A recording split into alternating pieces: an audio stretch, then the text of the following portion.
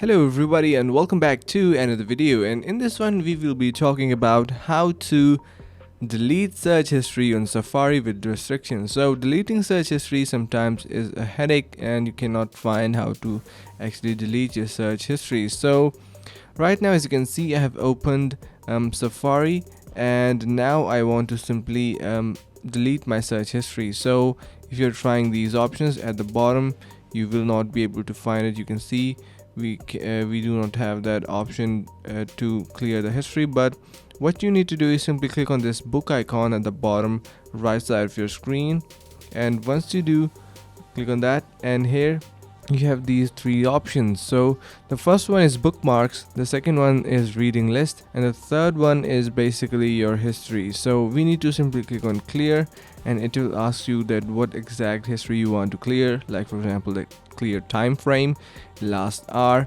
today and yesterday, and all history. And similarly click on clear history and your history will be easily removed. So that's a pretty simple process on how to delete search history on Safari. So I hope you found this video helpful. If you did so, make sure to share it with your friends, and thank you so much for watching, and see you around the next video.